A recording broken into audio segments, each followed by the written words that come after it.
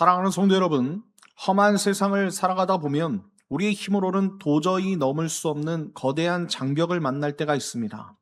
과거에 베풀어 주신 하나님의 은혜는 기억하지만 당장 눈앞에 놓인 캄캄한 현실 앞에서는 하나님의 살아계신 권능을 신뢰하지 못하고 철저한 무기력감에 빠져 낙심하곤 합니다.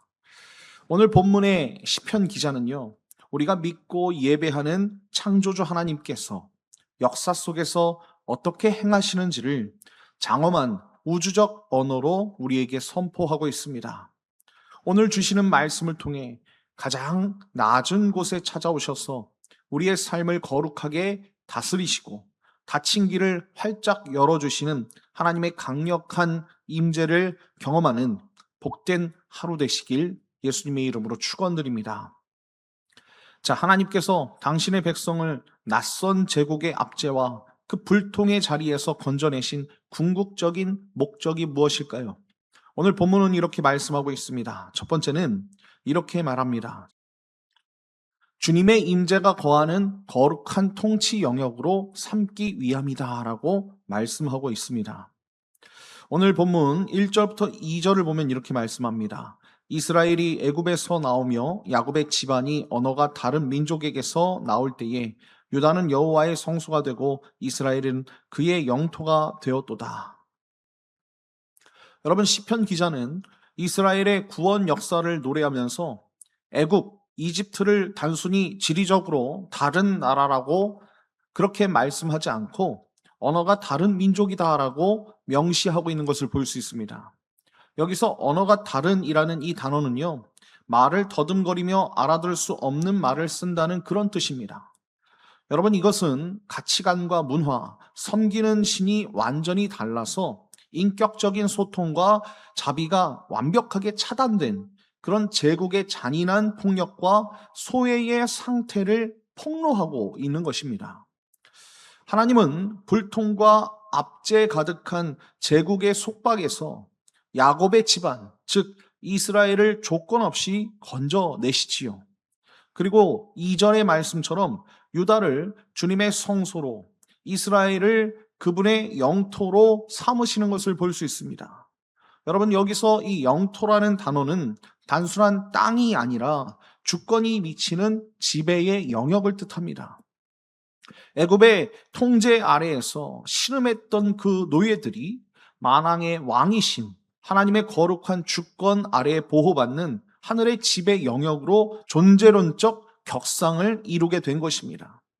사랑하는 성도 여러분, 우리는 예수 그리스도의 보혈로 구원을 받아 세상의 노예의 자리에서 해방된 성도인 줄 믿습니다.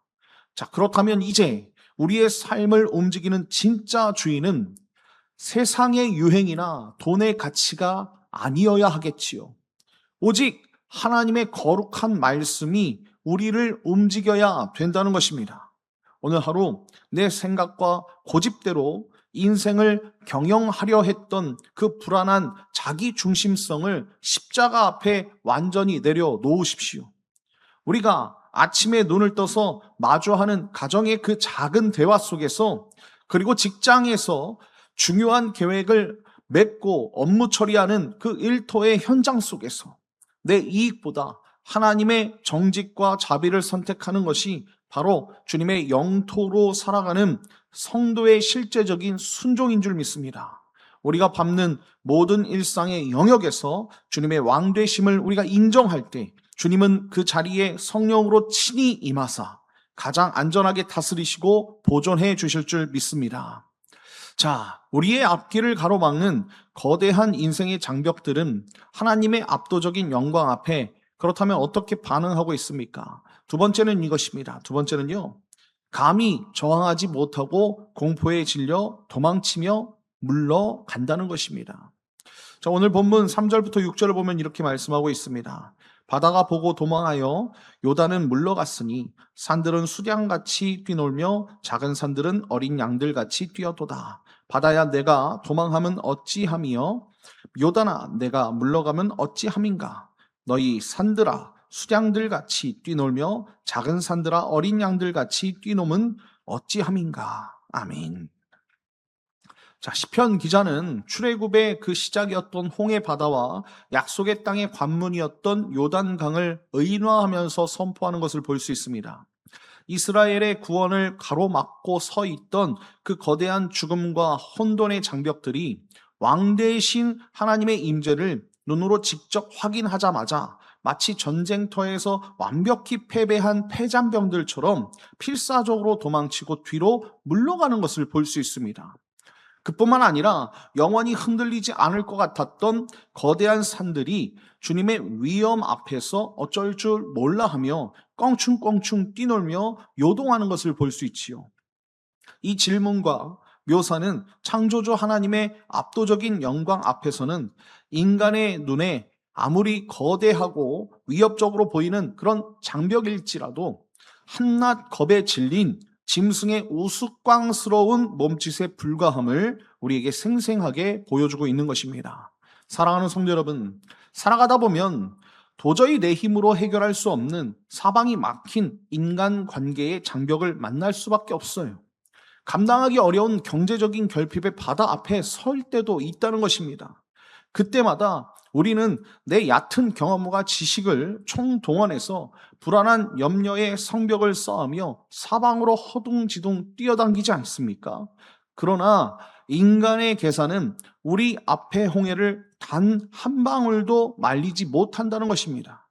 우리의 앞길을 가로막는 절망의 벽을 해체하는 그런 유일한 힘은 오직 만물을 다스리시는 창조주의 임재뿐임을 기억하십시오. 문제를 바라보며 두려워 떠는 무모한 수고를 멈추시고 지금도 살아계셔서 내 오른편에 행차하시는 하나님을 바라보시길 예수님의 이름으로 축원드립니다. 창조주 하나님이 일하기 시작하시면 우리를 가로막던 모든 장애물은 순식간에 길을 터주며 물러가게 될 줄 믿습니다. 이 은혜가 저와 여러분에게 가득 넘치길 예수님의 이름으로 축원드립니다. 자, 모든 피조 세계와 성도가 온 우주의 주인이신 하나님 앞에 마땅히 취해야 할 태도가 그렇다면 무엇일까요? 자, 세 번째는 이것입니다. 세 번째는요, 창조주 한 분만 두려워하며 그분의 재창조 역사를 의지해야 된다는 것입니다. 자, 오늘 본문 7절과 8절을 읽겠습니다. 7절 8절입니다. 땅이여 너는 주 앞 곧 야곱의 하나님 앞에서 떨지어다. 그가 반석을 쳐서 못물이 되게 하시며 차돌로 샘물이 되게 하셨도다. 아멘. 여러분, 시편 기자는 온 땅을 향하여 위엄 있게 명령하는 것을 볼 수 있습니다.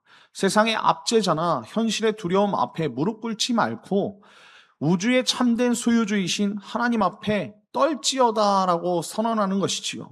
여러분, 이 말씀은 우리에게 진정으로 두려워해야 할 대상을 바르게 재조정하라는 시편 기자의 촉구 아니겠습니까? 왜냐하면 우리 하나님은 8절의 말씀처럼 가장 단단하여 생명이 자랄 수 없는 극한의 메마름인 그 차도를, 그쵸? 차도를 생명의 샘물로 뒤집어 엎으시는 분이시기 때문에 그렇습니다. 하나님은 당신의 백성들의 목마름을 해결하시기 위해서 자연의 법칙을 밑바닥부터 뒤집으시면서 절망을 생명으로 역전시키는 재창조의 하나님이시라는 거예요. 사랑하는 성도 여러분, 우리의 가정 안에 혹은 지체들과의 관계 속에서 이 부분은 절대로 변하지 않을 거야 라고 우리가 스스로 체념하고 포기해 버렸던 그 오래된 상처의 차돌이 있습니까? 내 힘과 노력으로는 도저히 녹여낼 수 없는 단단하게 굳어진 냉랭한 우리의 어떤 그 마음과 영성이 있습니까? 매일 아침 눈을 뜰 때마다 마음에 밀려오는 실제적인 두려움을 우리가 처한 그 상황에서 빼앗기지 말고 창조주의 주권적 은혜 앞으로 나아가시길 바랍니다. 반석을 쳐서 생명수를 내어주신 주님께 내 실존을 온전히 던져 부르짖을 때 성령 하나님께서 우리의 완고함을 깨뜨리시고 그 굳어진 자리를 통해 도리어 은혜의 생명샘이 솟아나게 하시는 위대한 역전의 기적을 베풀어 주실 줄 믿습니다. 이 은혜가 저와 여러분에게 가득 넘치시길 예수님의 이름으로 축원드립니다.